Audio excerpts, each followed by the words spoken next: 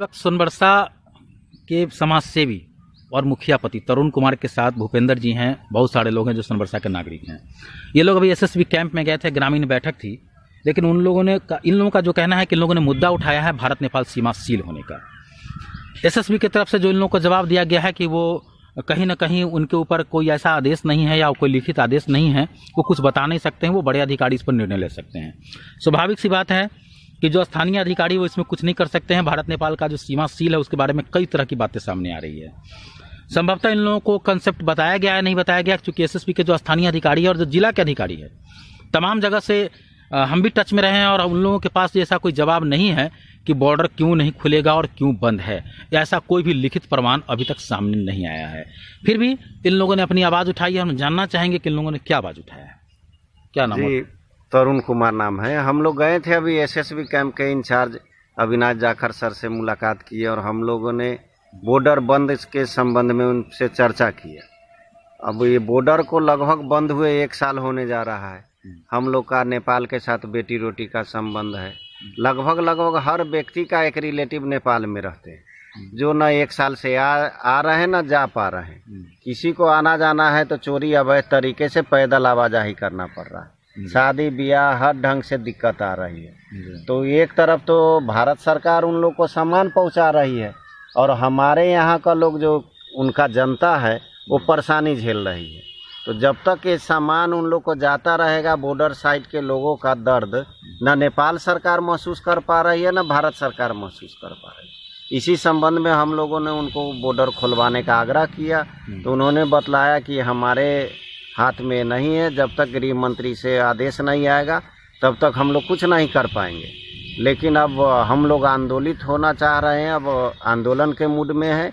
यदि इसी तरह से आवाजाही बंद रहेगा तो हमारा गांव तो समाप्त के कगार पे चला जाएगा। सारे लोग पलायन कर जाएंगे, बाहर चले जाएंगे, बेरोजगार हो जाएंगे, इस गांव की रौनकता खत्म हो जाएगी। सोनबरसा का अस्तित्व संकट में पड़ जाएगा यदि बॉर्डर बंद हो जाता है तो। सीमा के उस पार से नेपाल में भी आंदोलन होता रहा। मधेसी जो लोग हैं, नेता लोग हैं, लगातार आंदोलन किए हैं सीमा बॉर्डर खुलवाने के लिए। भारतीय सीमा क्षेत्र में उसके समर्थन में सुने हैं कि बहुत सारे लोग हैं और बैठक लगातार होती रही है। जी। आगे क्या कुछ ऐसा प्री प्लानिंग है क्या? जी, कल फिर भारत नेपाल मैत्री संघ की बैठक है इसी स्कूल के प्रांगण में।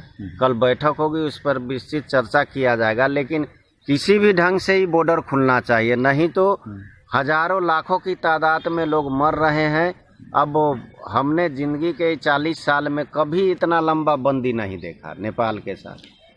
जिंदगी के इन 40 वर्षों में कभी इतना लंबा बंदी नहीं देखा। और मुझे याद है कि 1984 या 85 के आसपास में राजीव गांधी थे, उन्होंने प्रतिबंध लगाया था और उस समय किरासन तेल को लेकर प्रतिबंध लगाया गया था। फिर नेपाल की माली हालत खराब हुई थी और उसके बाद नेपाल सरकार ने सरेंडर किया था। उसके बाद भारत सरकार ने प्रतिबंध हटाया था। वर्तमान जो हालात है बद से बदतर है। हम जानना चाहेंगे कि जो बॉर्डर सीमा सील है उससे क्या नुकसान है, दोनों तरफ क्या परेशानी हो रही है? भूपेंद्र जी देखिए, अभी जो हमारे गांव के मुखिया श्री तरुण महतो जी के द्वारा जो मुखियापति हैं, इनके द्वारा जो कहा गया है बिल्कुल सही सब बात है। हम लोग का घर आंगन परिवार सब नेपाल इंडिया में लगा हुआ है। कभी भी इस क्षेत्र में रहते हुए महसूस नहीं हुआ कि हम नेपाल जा रहे हैं या फिर नेपाल के लोग इंडिया आ रहे हैं। मगर ये इतना लंबा आंदोलन, बंद आंदोलन भी कह सकते, बंद आंदोलन कर सकते हैं, नेपाल में आंदोलन हुआ। अब हम लोग इस स्थिति में पहुंच चुके हैं कि पता नहीं चल रहा है एक्चुअल हम लोग के साथ हो क्या रहा है। बॉर्डर खुलेगी नहीं खुलेगी, कहीं से न्यूज आती है कि कल खुल रही है, कभी पता चलता है कि हमारे बगल पड़ोसी वाले बॉर्डर खुल गए हैं, हमारा बॉर्डर क्यों नहीं खुला है। तो हम लोग के लिए एक असमंजस का स्थिति है, क्या करे न करे। कल के दिन में यहाँ से हम लोग को पलायन होने की जरूरत है। अगर बिजनेस नहीं चला तो क्या है, बिजनेस के बल पर ही पूरा समाज का निर्माण होता है। असमंजस की स्थिति आपकी ही नहीं है, असमंजस की स्थिति प्रशासन, पुलिस, सभी के लोगों की है। क्योंकि आज के दिन में जहां तक मुझे पता है कि रिटर्न में ऐसा कुछ भी किसी के पास नहीं है कि वो कुछ बता सके। तो हम लोग जैसे एक ग्रामीण तौर पर, एक सामाजिक तौर पर एक ये भी चाहेंगे अपने ऊपर वाले प्रशासन लोग से कि एक कुछ ऐसा स्थिति हम लोग के पास भी स्पष्ट करे कि आने दिन में क्या सरकार निर्णय लेगी। एक समाज के रूप में हम लोग भी थोड़ा भूपेंद्र जी आपकी बातों को समझ सकते हैं। शादी विवाह को लेकर भी तकलीफ हो रही होगी। जी, बहुत सारे ग्रामीणों ने हमसे भी बात किया था कि बहुत सारा शादी ब्याह का संबंध टूटा है। हमारे पास व्यवसायी हैं, व्यवसाय करते हैं। क्या चीज का व्यवसाय है आपका सर? पेंट का व्यवसाय। सीमा सील होने से क्या प्रभाव पड़ा है? बहुत प्रभाव पड़ा है। आवाजाही बंद है, जिसके चलते कि कस्टमर नहीं आ पा रहा है उधर से इधर, और हम लोग भुखमरी के कगार पे हैं।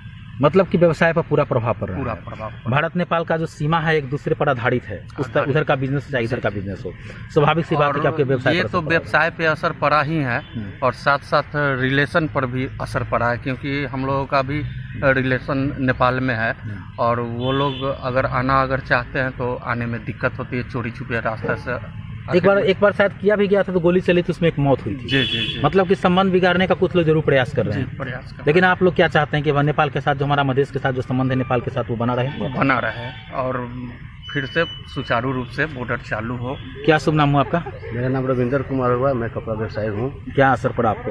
व्यवसाय पर तो असर पड़ा ही है, लेकिन सरकार के तरफ से, हम लोग सरकार के साथ ही है, सरकार के तरफ से जो है ना सामान तो आने जाने दे रहे हैं सरकारी तौर पे, जो भंसार कट के जा रही है, लेकिन और बॉर्डर जो बंद किया गया है उसमें समझिए कि है ना सिर्फ पैदल भी आने जाने के लिए भी है ना बाध्य है। बिल्कुल हम आपकी बात का समर्थन करते हैं। कलेजा तब जलता है जब ट्रकों पर भरा हुआ सामान वहाँ जाता है। जी। कुछ खास लोगों को देखा भी जाता है, नेपाली गाड़ी नंबर भी यहाँ आते जाते लोग देख रहे हैं। हमारे नेपाल से संबंध बिगड़ ही चुका है, तो उसको भी आवाजाही बंद किया जाए, और है ना और चालू करना है तो सब यानी कि गाड़ी वगैरह सभी चीज है ना चालू किया जाए। ये नहीं कि है ना सिर्फ है ना हम लोग के लिए है ना जनता के लिए कोई हमारी गवर्नमेंट नहीं सोच रही है, उन्होंने नेपाल की गवर्नमेंट सोच रही है, सिर्फ अपने ही दोनों फायदा के लिए है ना। उनका भी पेट चल ही रहा है, उनका सामान आ जा रहा है, और वहाँ से भी जो सामान जो मंत्रालय की तरफ से जो भी आदेश हो वो आ जा रहा है।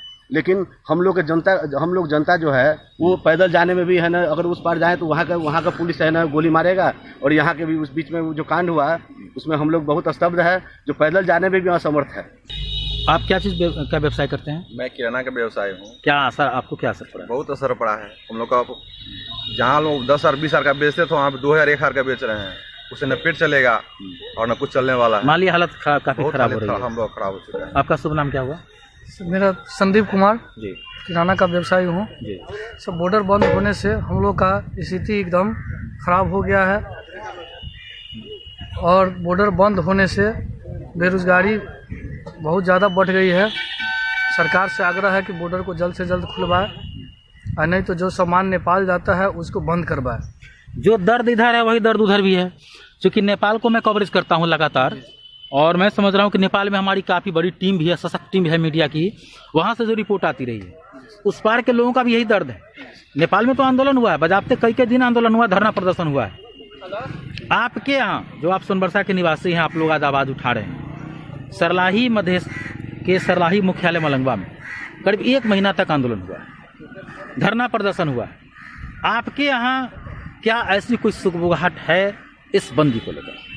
तरुण जी, अब सुगबुगाहट जग चुकी है। पहले तो आज था कि नेपाल के द्वारा ही बंद किया गया है, तो नेपाल में धरना प्रदर्शन था, हम लोग उस देश को कुछ कह नहीं पाएंगे। तो हम लोगों ने सोचा कि वहाँ के साथी लोग जो हमारे हैं वो आंदोलित हैं, वहाँ आवाज़ उठेगी, फिर बॉर्डर खुल जाएगा। जब आंदोलन हुआ, वहाँ का बैरियर टूटा, आदेश भी आया कि बॉर्डर खुल गया।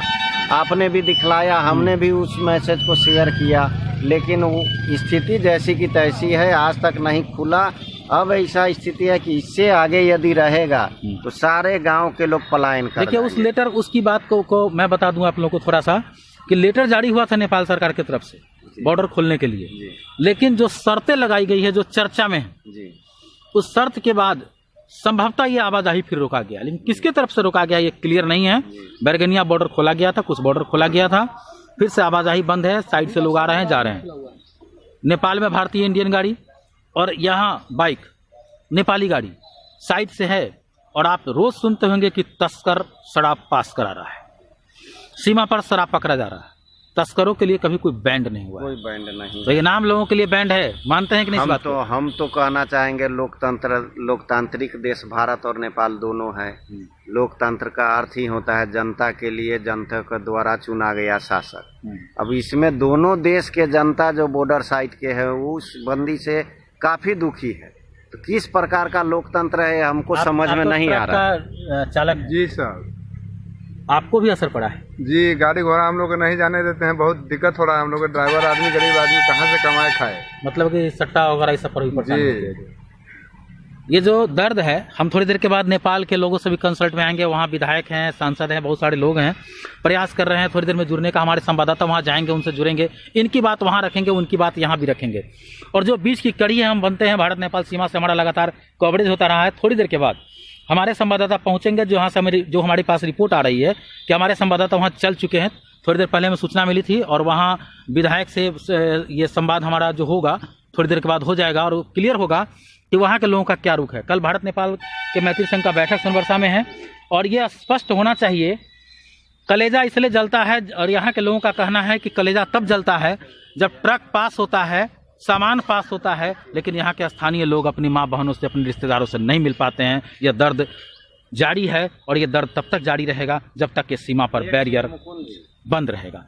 जी, एक चीज हम हाथ जोड़ के यहाँ जितने सांसद है बॉर्डर साइड के, सारे सांसद महोदय से, मुखिया प्रतिनिधि सोनबरसा के तरफ से मैं हाथ जोड़ के निवेदन करता हूँ कि वो लोग भी जाएं और गृह मंत्रालय, भारत सरकार, प्रधानमंत्री जी को इस दुख से अवगत कराए कि वहाँ के जनता किस प्रकार का दुख झेल रहे हैं। यदि इसी तरह का बंदी रखना है तो कम से कम हमें सूचित करे कि अब भाई बॉर्डर कम्प्लीटली बंद है, हमेशा के लिए बंद रहेगा। हम लोग कोई दूसरा अल्टरनेटिव उपाय सोचे, नहीं तो यहाँ बॉर्डर साइड के लोग सारे आदमी मर जाएंगे। जो आपके ही जनता है, आप ही के जनता है, इसलिए उस पर ध्यान दिया जाए। सारे सांसद महोदय से हमारा निवेदन। जी, नेपाल में भी वही आग लगी है। मधेश में जो नेता है, वहाँ की जो जनता है, वहाँ से जो मैसेज आ रहा है, वहाँ साफ शब्दों में कहा जा चुका है और बार बार कहा रहा है कि कहा गया है कि हमने आंदोलन किया है। आज भी वही बात है कि हमने आंदोलन किया और लगातार करते रहेंगे। ये जो हमारा भारत और नेपाल का रिश्ता है, अगर उस पर किसी ने प्रहार किया तो उसका खिलाफत करेंगे। मतलब साफ है कि सीमा के दोनों ही तरफ आग लगी हुई है। उधर भी वही आग है, इधर भी यही आग है कि हमारा देश, भारत और नेपाल का जो मैत्री संबंध है, उस पर जब भी प्रहार होगा हम एक होकर लड़ेंगे। निश्चित तौर पर आगे आने वाले समय में आंदोलन तीव्र हो सकता है। उधर नेपाल के सीमा पार भी और इस पार भी भारतीय नागरिक भी और नेपाली नागरिक भी मिलकर के सीमाबंदी के खिलाफ खड़े होंगे। आने वाला समय यही इशारा कर रहा है। आज का समय आने वाले समय के लिए यही इशारा कर रहा है। अशोक यादव विधायक हैं, लगातार हमारी बात होती रही है और आंदोलन के सबसे आगे रहे हैं। कई सांसद भी हैं, वहां से लगातार आंदोलन होता रहा है और आगे भी आंदोलन होगा, ऐसी सूचना वहां से आ रही है।